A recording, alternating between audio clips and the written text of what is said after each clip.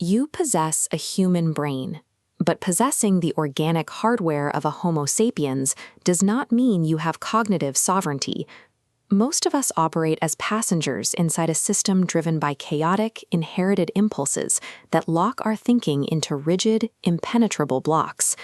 This brings us to a devastating diagnostic tool known as the Hernandez postulate.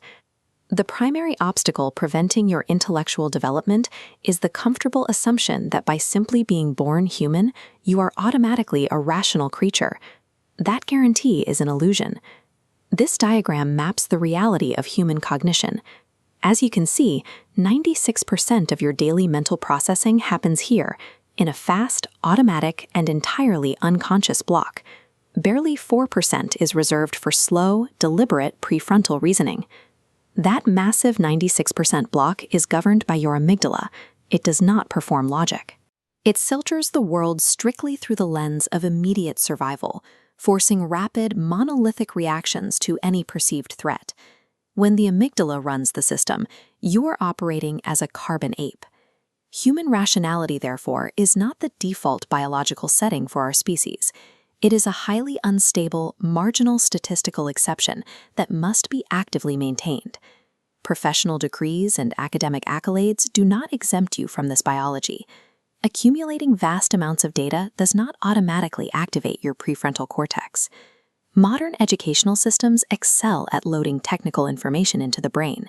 They completely ignore the neural networks required for emotional self-regulation. Look at this schematic of the brain under ideological stress. When your beliefs are challenged, the limbic system detects a threat and physically overrides the higher-level prefrontal cortex, severing the neural connection lines required for logic.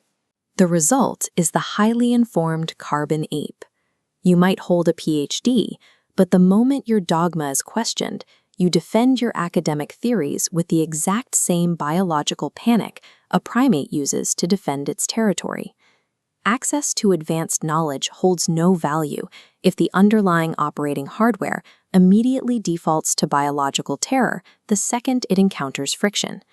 The baseline human experience is entirely passive. It is a continuous river of consciousness where you are carried along by automatic associations, unchecked emotions, and cultural dogmas you inherited without question. Neurologically, this flow is controlled by the default mode network. As long as this network dominates, you are not generating thoughts. You are being thought by your biology. Breaking this determinism requires a disruptive event known as the metacognitive inversion. The natural current must be violently frozen and the flow reversed. This inversion demands two physiological actions simultaneously: the deliberate, high-energy suppression of the default mode network and the forced activation of the central executive network in your prefrontal cortex. Achieving this creates an ontological anomaly. By pausing the biological drive for survival, a finite carbon-based organism successfully steps outside the physical universe to process and judge infinite concepts. Exercising the faculty of reason is never a state of rest. It is an act of immense, sustained resistance against the crushing inertia of your own neurology. This diagram illustrates how the amygdala maps ideological conflict. Terrified of nuance and ambiguity, the limbic system forces all human interaction onto a strict, one-dimensional horizontal axis. On one end is the P+ state. This is dogmatic affirmation. Here, the monolithic mind completely fuses its personal identity with a specific thesis or belief. On the opposite end is the P- state. This is reactive defense. It is a space of pure hostility and rejection, triggered instantly the moment the P+ identity perceives a threat. When these nodes collide, we see symmetrical polarization. Two absolute ideological enemies clash, entirely blind to the fact that they share the exact same rigid, dogmatic cognitive architecture. As long as discourse remains trapped on this single axis, there is no intellectual debate. There is only a zero-sum game of mutual biological destruction. To escape this trap, the Daemon 3.1 operating system executes a topological expansion. Watch this horizontal axis fracture as a new vector pulls upward along a z-axis, forming a perfect triangle topped by a new node, state P0. State P0 is active neutrality. This is not apathy and it is not passive. It is a state of high-energy metacognitive detachment, where the prefrontal cortex takes full control. From this apex, we apply inverse dualism. The observer completely divorces themselves from the emotional polarity, looking down at the conflict instead of participating in it.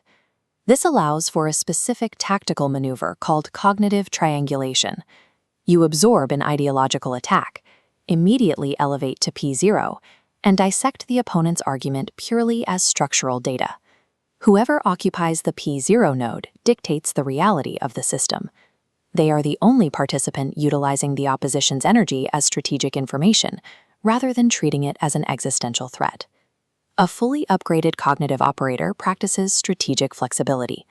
They transit between the P+, P-, and P0 states dynamically, selecting their position based on tactical utility rather than emotional impulse. This flexibility relies on the historical protocol of Aufhebung. You isolate a theory, destroy its obsolete dogmas, and permanently integrate its functional operational core into your own mind. We apply this to Georg Wilhelm Friedrich Hegel to create Hegel 2.0. We extract his brilliant dialectic engine, the ability to synthesize contradictions, but we amputate his dogmatic belief that history will reach an absolute final conclusion. We apply the same protocol to Karl Marx. Marx successfully identified systemic exploitation, but we must update his diagnosis from the physical theft of labor to the modern exploitation of the human mind. Welcome to amygdala capitalism. Modern algorithms, media networks, and political systems have discovered that the P- state is the ultimate economic resource. They farm your fear, your indignation, and your reactivity for profit. The modern class struggle is no longer fought over physical wealth. It is a war of frequencies between the masses trapped in cognitive alienation and the few individuals who have achieved prefrontal autonomy. To achieve that autonomy, we must strip away the historical corruption of Friedrich Nietzsche, clearing out decades of biological and racial misinterpretations to restore his original intellectual intent. Through the lens of Daimon 3.1, Nietzsche's Übermensch is redefined. It is the level 4 functional human, the individual who has secured total prefrontal sovereignty over their own limbic system. This sovereignty culminates in amor fati, the love of fate. This is the real-world execution of the P0 state, observing the chaotic, contradictory vectors of reality with absolute neutrality in order to conquer them.